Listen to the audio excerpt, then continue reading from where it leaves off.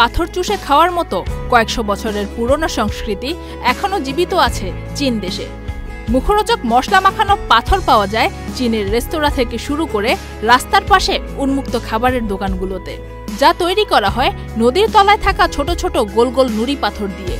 গরম কড়াইয়ে তেল মশলা দিয়ে কষিয়ে রান্না করা হয় এই পাথর, তারপর প্লেটে সাজিয়ে গুছিয়ে পরিবেশন করা হয় রেস্তোরাঁর টেবিলে। নুডলস খাওয়ার চপস্টিক্সে একটা একটা করে পাথর মুখে তুলে পাথরের গায়ে লেগে থাকা বাহারি মশলা খেয়ে পাথরটিকে পাশে রাখা অন্য একটি পাত্রে রেখে দেওয়া হয়।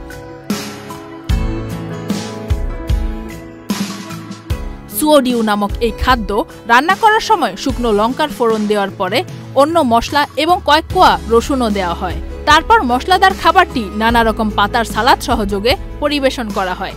চীনের হুবেই প্রদেশে এই খাবারের প্রচলন সবচেয়ে বেশি। বান্ডেল থাকলে প্রতি সেনমানিতে টাকা বাঁচবে। বিকাশ সেনমানি বান্ডেল কিনে জিতুন প্রতি লেনদেনে। সেখানে ভ্রমণ করা পর্যটকদের অন্যতম আকর্ষণ এই সুওডিউ। এই খাদ্য তৈরির সময় খেয়াল রাখা হয় পাথর যাতে খুব বেশি উত্তপ্ত না হয়।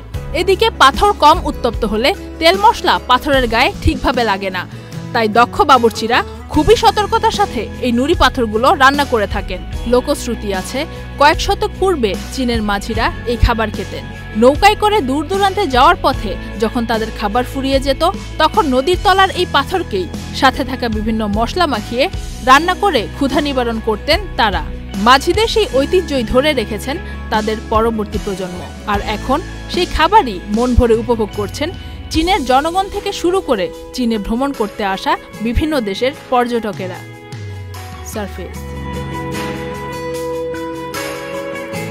Faria Ahmed Khan, channel I.